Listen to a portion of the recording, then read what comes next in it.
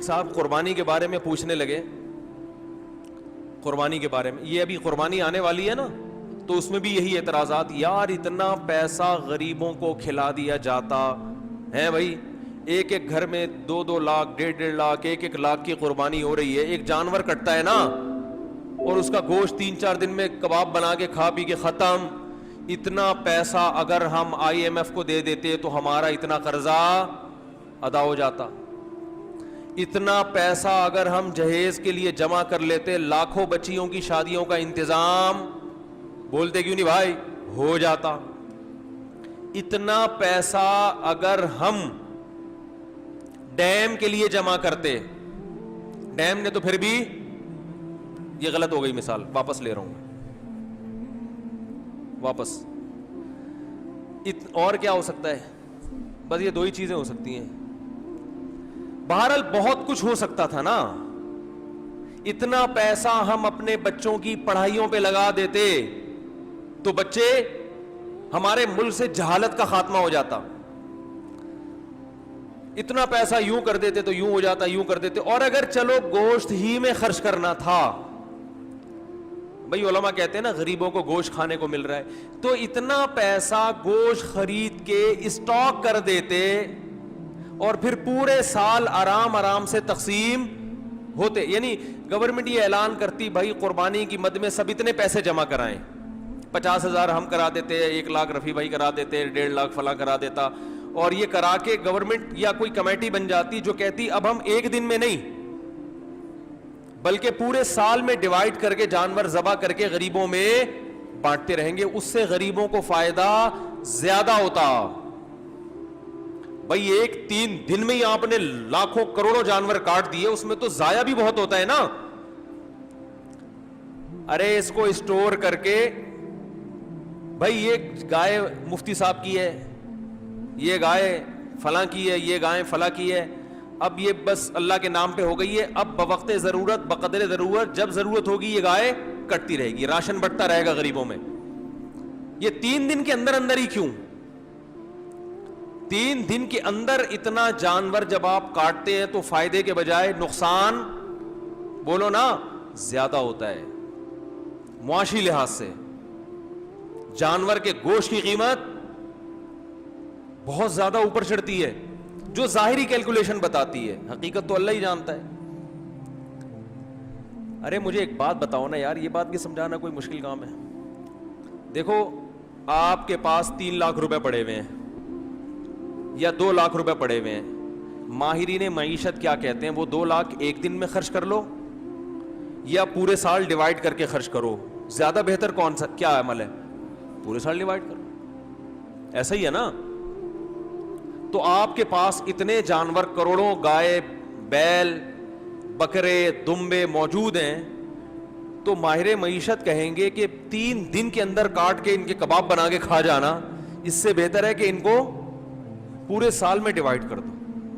کچھ محرم میں کٹیں گے, کچھ سفر میں کٹیں گے, کچھ ربیع الاول میں کٹیں گے, اس سے گوشت کی قیمت بھی کیا رہے گی, ہمارے کنٹرول میں رہے گی, وافر مقدار میں غریبوں کو گوشت بھی ملتا رہے گا. عقل تو یہی کہتی ہے. اسی وجہ سے یہ لبرلز لوگوں کو بڑے اعتراضات ہوتے ہیں, یار یہ کون سی قربانی ہے یار, یہ کیا ہے یار, یہ کون سا طریقہ ہے یار, جانور لاؤ کاٹو, جہاں پہ کسائی لے گیا نکال کے, اور کھال جو ہے نا وہ فلان لے گئے, اور پھر وہ کھایا پیا 3 دن ہلا گلا. کچھ لوگ اسٹور کر لیتے ہیں لیکن وہ بھی اپنے لیے کرتے ہیں, غریبوں کے لیے تھوڑی کرتے ہیں. محرم میں حلیم پکا دیا اس سے, بس اس کے بعد نہیں چلتا وہ. تو یہ کیا ہو رہا ہے. دوسری بات, گوشت خرید کے اگر وہ سستا پڑتا ہے, جانور خرید کے کاٹ کے کھایا جائے تو وہ اور زیادہ مہنگا پڑتا ہے. تو یہ کروڑوں روپے کا سرمایہ اس طرح بھی ہلاک ہو رہا ہے. ارے یہی بکرا آپ عام دنوں میں خریدو آدھی قیمت پہ ملے گا, بلکہ گوشت خریدو تو اور سستا ملے گا, اور گوشت بھی اپنی مرضی کا ملے گا. جو سری پائے کے عادی نہیں ہیں وہ سری پائے نہ خریدیں, لیکن یہی آپ بقرعید والے دن خریدو تو ڈبل قیمت پہ. کیا خیال ہے بھائی؟ اور اگر کاٹنا ہی تھا تو جو لنگڑے لولے جانور ہیں ان کو کاٹ دو, گوشت تو سب میں ایک ہی جیسا نکلتا ہے نا. ارے کسی کا جانور لنگڑا ہے, اندھا ہے, کاڑا ہے, کنکٹا ہے, وہ تو ویسے ہی گوشت پہ تھوڑی کوئی اثر پڑتا ہے. جانور اندھا ہو, گوشت تھوڑی اندھا ہے. لیکن شریعت نے کیا کہا, معذور جانور کی قربانی بولو بھائی نہیں ہے. یہ تو ایک اور اعتراض ہمارے لیے کھڑا کر دیا. تو اتنے سارے اعتراضات قربانی پہ ہوتے ہیں, ان سب کا ایک ہی جواب ایک حدیث میں موجود ہے. صحابی نے پوچھا یا رسول اللہ یہ قربانی کیا ہے؟ آپ نے فرمایا سنت ابیکم ابراہیم, تمہارے باپ ابراہیم کی سنت, بس اور کوئی لاجک نہیں ہے. جب اللہ نے ابراہیم علیہ السلام کو حکم دیا بیٹے کو ذبح کرو, تو اس کی کوئی لاجک سمجھ میں آتی ہے؟ ابھی تو گائے کاٹنے کا کہا جا رہا ہے, بیٹا کاٹنا تک کا تو کوئی تک بنتا ہے ہی نہیں. بھائی بیٹے کو کاٹنے کا حکم دیا جائے, یہ کسی لبرل کو آپ سمجھا سکتے ہو اس کی حکمت ہے؟ بھائی اقوام متحدہ کو قائل کر سکتے ہو کہ بیٹا کاٹنا بھی اس کی کوئی تک بنتا ہے اس کا؟ وہ مانیں گے؟ ہے بھائی کسی کو بھی بٹھا کے سمجھاؤ یار فلاں کو اللہ نے حکم دیا بیٹا کاٹو, تو آپ فوراً کہو گے یار ہو سکتا ہے وہ بیٹا چور ہو معاذ اللہ, یا وہ بیٹا اتنا بڑا مجرم ہو کہ اس نے کئی لوگ کاٹ چکا ہو, تو اب باپ کو کہا جا رہا ہے اس بیٹے کو کاٹو تاکہ مزید لوگ نہ کٹیں. ڈاکو ہو, چور ہو, ہے نہ بھائی وہ بیٹا بھی کون ہے؟ اسماعیل پیغمبر کا بیٹا, اور جس کے بارے میں بشارت دی گئی تھی کہ بطور انعام کے دیا جا رہا ہے آپ کو, آپ کی قربانیوں کا صلہ ہے یہ بیٹا, بطور گفٹ, جس کے اچھا ہونے میں دو رائے نہیں ہو سکتی. ایسے بیٹے کے بارے میں حکم دیا جا رہا ہے ابا کو کہ اس بیٹے کو کیا کر دو, ذبح کر دو. آپ کہہ سکتے ہیں ہو سکتا ہے بچے کا امتحان لیا جا رہا ہو کہ یہ بچہ کتنے پانی میں ہے, کاٹنے کا اصل حکم نہ ہو بلکہ اللہ دیکھنا چاہ رہے ہو کہ بچہ آگے سے رسپانس کیا کرتا ہے. تو بچے نے جواب کیا دیا تھا, یا ابت افعل ما تؤمر, اے ابا جو کہا گیا ہے عمل کر لیں. تو بچہ ایگزام میں کامیاب ہو گیا, اب اللہ کہتے بس نہیں کاٹیں. ہے بھائی تو جیسے ابراہیم علیہ السلام کو حکم دیا اپنے بیٹے کو کاٹیں, اس کی لاجک کچھ بھی نہیں ہے سوائے اس کے کہ ابراہیم بھی اللہ کے, بیٹا بھی اللہ کی مخلوق پہلے ہے, ابراہیم کا بیٹا بعد میں. تو اللہ کہہ سکتا ہے بھائی میں تو ویسے بھی کسی کو کسی وقت موت دے سکتا ہوں, آپ نہیں کاٹیں میں کسی اور حادثے سے ہلاک کر دوں, یہ تو مجھے اختیارات ہے نا, دیا بھی تو میں نے. یہ ثابت کرنے کے لیے کہ ابراہیم تو میرا بندہ ہے اور تیرا بیٹا بھی میرا غلام ہے. غلام کو جب حکم دیا جاتا ہے تو اس کے پاس کیوں کا آپشن نہیں ہوتا, بس یہ ثابت کرنے کے لیے کاٹو. تو ہمیں حکم دیا جا رہا ہے کہ بیٹے مت کاٹو بلکہ بیٹے تو مزید پیدا کرو, نسل بڑھانے کا حکم ہے نا, لیکن بیٹے کے بدلے میں جانور کاٹو. اور اس جانور پہ جو اعتراضات ہوں کہ کیوں کاٹنے کا حکم دیا جا رہا ہے, اتنے پیسے سے غریب کی شادی کرا دیتے. ایک تو غریب کی جب بھی مثال آتی ہے شادی کی آتی ہے بیچارے کی مثال, کیونکہ غریب کے ہر مسئلہ حل ہوتا ہے, شادی نہیں ہوتی بیچارے کی. غریب کو روٹی بھی مل جاتی ہے, لوگ زکوٰۃ فطرہ دے دیتے ہیں غریبوں کو, میں نے دیکھا ہے, بلکہ دیتے ہی غریبوں کو ہیں, تلاش کر کر کے غریبوں کو دیتے ہیں. ہر کام علاج بھی ہو جاتا ہے. غریب کا مسئلہ اٹکتا کہاں ہے؟ رشتہ لینے جائے گا, جتنا بھی ترس آ رہا ہو نا آپ کو, آپ بولے گے بھائی تو یہ 1 لاکھ مزید لے لے, پتلی گلی سے نکل یہاں سے, بیٹی نہیں دوں گا. تو غریب کے سارے مسائل کہاں کے کھڑے ہوتے ہیں. اس لیے میں مثال دیتا ہوں, غریب کی شادی نہیں ہوتی اس کی بیچارے کی, رشتہ نہیں دیتا کوئی, تو غریب بھی نہیں دے رہے ہوتے. کمال کی بات یہ ہے غریب بھی نہیں دے رہے ہوتے اس کو. تو اس لیے میری زبان سے نکلتا ہی یہی لفظ ہے ہمیشہ. کیا بات کر رہا تھا میں؟ ہاں تو میں یہ عرض کر رہا تھا کہ لوگ کہہ سکتے تھے کہ یہ جو تم نے 1.5-2 لاکھ کا بیل خریدا ہے, اس سے کسی غریب کی شادی کرا دیتے, یا کھانا کھلا دیتے, یا کسی غریب بچی کو جہیز دے دیتے, یا فلانا کر دیتے, تو ڈمکانا کر دیتے. تو آپ ان سے بولو بھائی جب ابراہیم علیہ السلام کو اللہ نے حکم دیا تھا بیٹے کو ذبح کرو, تو ابراہیم علیہ السلام بھی اس قسم کے اشکال اگر کر لیتے تو وہ اللہ کے خلیل نہ بنتے, وہ معاذ اللہ نقل کفر شیطان کے دوست بن جاتے. تو آپ مجھے بھی شیطان کا دوست بنانے کی کوشش نہ کریں. اللہ نے حکم دیا کہ کاٹو تو میں کیا کروں گا, کاٹوں گا. اور حج میں تو اس سے بھی زیادہ عجیب معاملہ ہوتا ہے. یہاں تو ہم گوشت کھا بھی لیتے ہیں, کھلا بھی دیتے ہیں. مینا میں جو کروڑوں لاکھوں جانور ذبح ہوتے ہیں وہ تو بیچارے اکثر ضائع ہو جاتے ہیں. لیکن عقل پرستوں کو اللہ نے یہاں ایک جواب دیا ہے کہ تم جو یہ فلسفے کیلکولیٹر لے کے بیٹھتے ہو نا کہ اتنے جانور اگر یوں ہو جاتا تو ہر سال اگر کٹتے تو ایکچولی گوشت کی قیمتیں کنٹرول میں رہتی ہیں, اور ایکچولی یوں ہوتا اور اس سے اتنے غریبوں کے پیٹ بھر جاتے اور اس سے تو جانور ختم ہوتے ہیں. تو اللہ نے ابراہیم علیہ السلام کی سنت میں بتا دیا کہ ابراہیم نے اپنے بیٹے کو ذبح کرنے کے لیے لٹایا تھا نا, تو سب سے زیادہ نسل چلی کس کی ہے, اسماعیل کی, اور برکت کس میں ہوئی, اسی بیٹے میں. آئی بات سمجھ میں؟ کوانٹٹی کے لحاظ سے بھی اور کوالٹی کے لحاظ سے بھی. آج بھی دنیا میں خاندان افرادی قوت کے لحاظ سے سب سے زیادہ سید ہیں دنیا میں, جن کو شاہ بھی کہا جاتا ہے, سید بھی کہا جاتا ہے, افرادی لحاظ سے بھی.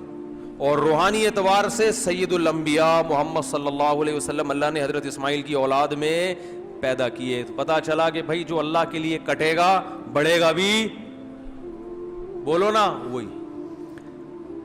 کتے تو 12 بچے دیتے ہیں اور کئی سال ہو گئے کے ایم سی والے نہیں مار رہے, پھر بھی اتنے نہیں ہوئے ہیں بھائی, یہ تو اللہ کا فضل ہو گیا.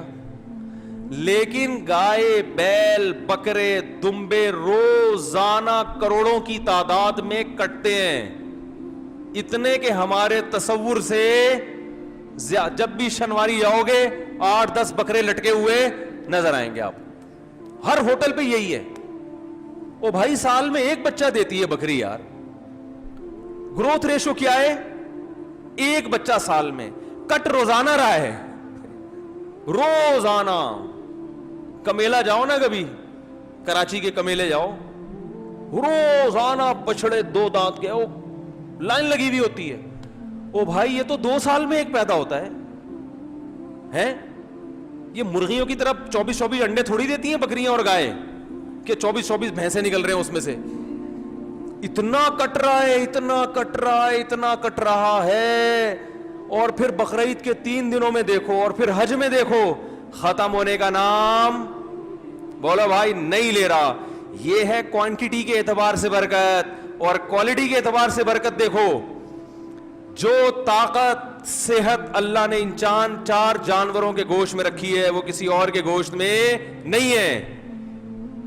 مرغی کھانے سے طاقت, بول لو, مرغی کچھ نہیں بگاڑ سکتی آپ کا.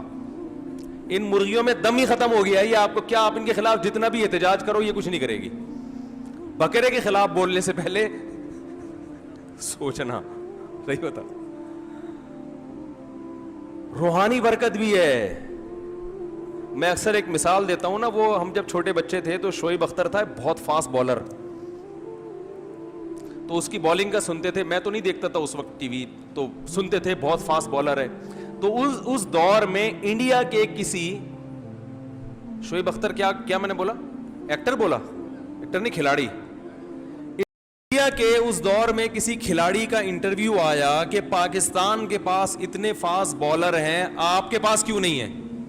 تو انڈیا کے اس کھلاڑی نے کہا کہ شعیب اختر گوشت کھاتا ہے, ہم گوشت, بولو بھائی, نہیں کھاتے. واگا بارڈر پہ چلے جاؤ, گوشت کا سبزی سے مقابلہ آپ کو نظر آئے گا وہاں.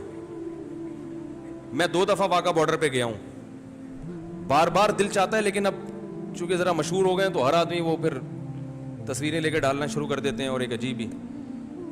تو واگا بارڈر پہ آپ جائیں, ایک طرف گوشت نظر آئے گا, دوسری طرف بولو بھائی سبزی.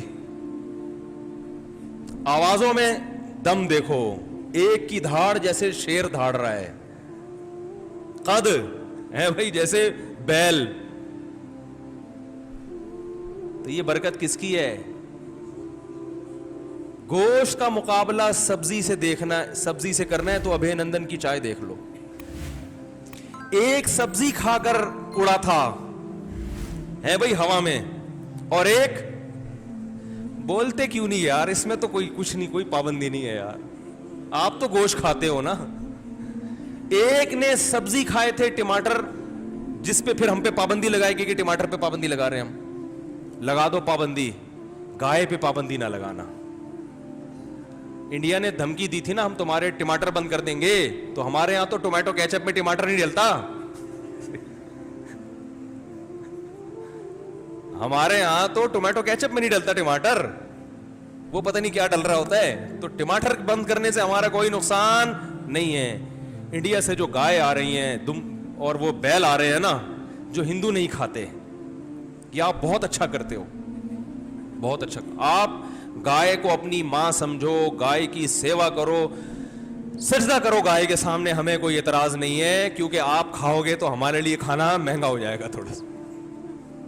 تو اگر آپ یہ دھمکی دیتے کہ ہم پاکستان کو قربانی کی گائے بند کر دیں گے تو ہم پریشان ہوتے. بھائی ہمیں تو واہگہ بارڈر پہ آپ کے خلاف جو نعرے لگانے پڑتے ہیں وہ گائے کا گوشت کھائے بغیر ممکن نہیں ہے.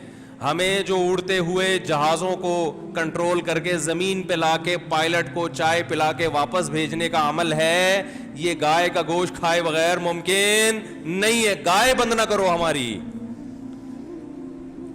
اب مجھے ڈر ہے کہ وہ بھی گائے کھانا نہ شروع کرتے ہیں یہ بیان سن کے، لیکن ان کو ٹائم لگے گا. آج اگر وہ ہندو گائے کھانا شروع بھی کرتے ہیں تو وہ تو ظاہر ہے ان کی جین میں شامل ہونے میں 5-6 صدیاں بھی گزریں گی. ہم تو ہزاروں سال سے کھا رہے ہیں بھائی. ابھی آپ کو گائے کھا کے بھی ہمارا مقابلہ کرنے میں 200-400 سال لگیں گے. یہ گائے. باقی آپ کہہ سکتے ہیں وہ گائے کھانے سے کولیسٹرول بڑھتا ہے، وہ اس لیے بڑھتا ہے کہ وہ پھر کام جہازوں والے نہیں ہو رہے نا. سارے تھوڑی ابے نندن کے مقابلے میں ہوا میں یا واگا بارڈر پہ پریڈ کر رہے ہیں. زیادہ تر تو گائے کھا رہے ہیں اور کمپیوٹر کے آگے بیٹھ کے بس یہ انگلیوں کی جو مسل ہے نا ان کی ایکسرسائز ہو رہی ہے. اس کے لیے گائے کھانے کی ضرورت بولو بھائی نہیں. آفس میں بیٹھے ہوئے ٹھش پش، تو اس سے کیا ہوگا؟ تو پھر وہ ظاہر ہے پھر تو پھٹو گے. گائے پھر یہ گائے کی توہین ہے. یہ جو گائے کا گوشت کھانے سے کولیسٹرول بڑھتا ہے یہ گائے کے گوشت کی توہین کی وجہ سے بڑھتا ہے. کیا آپ نے بڑا گوشت کھایا؟ کام بڑے نہیں، کام چھوٹے چھوٹے مرغیوں فارمی مرغی جیسے کام کر رہے ہیں آپ، اس لیے کولیسٹرول بڑھتا ہے، ہارٹ اٹیک ہوتا ہے. بڑا گوشت وہ کھائے جو کام کیا کرے؟ بڑے کرے، جو فضاؤں میں جہازوں پہ قبضہ کرے، پائلٹوں کو آسمانوں سے نیچے اتارے اور PIA کے جہاز لے جا کے. اللہ کی پناہ یار، یہ بھی ہمارے ہی یہاں ہو رہا ہے. اس میں گائے کا قصور نہیں ہے، یہ PIA والوں کا ذاتی قصور ہے. تو خیر میں یہ عرض کر رہا تھا کہ نبی صلی اللہ علیہ وسلم نے فرمایا یہ قربانی کیا ہے؟ تمہارے باپ ابراہیم کی سنت. اس میں بتا دیا کہ قربانی وہ کرے گا جو اپنے آپ کو اللہ کا غلام سمجھتا ہے کہ میرے رب نے جس بات کا مجھے حکم دے دیا میں اس کا پابند ہوں، میری سمجھ میں آئے یا نہ آئے. اور آپ دیکھو کیسا عجیب حکم ہے. 3 دن تک آپ جانور کاٹ سکتے ہو، تیسرے دن کا سورج غروب ہوا اب آپ جانور نہیں کاٹ سکتے. وہ کاٹنا عبادت نہیں ہے. اب وہ ایک جانور ہے، گوشت کھانا ہے تو کاٹ لیں، نہیں کھانا تو چھوڑ دیں، قربانی نہیں ہوگی. حالانکہ وہی جانور ہے، وہی نیت ہے، لیکن اللہ نے کہا نہیں یہ عبادت ہے. عبادت ٹائم کے اندر ہوتی ہے. ٹائم جو جس چیز کا ٹائم ہے اسی ٹائم پہ. عید کی نماز عید کے دن ہوگی. آج اگر کوئی عید کی نماز پڑھنا چاہے تو تھوڑی ہوگی. تو اسی طرح یاد رکھیں جیسے اللہ نے قربانی کا حکم دیا یہ بتانے کے لیے کہ اس حکم پر وہی عمل کریں گے جو مجھے اپنا رب سمجھتے ہیں.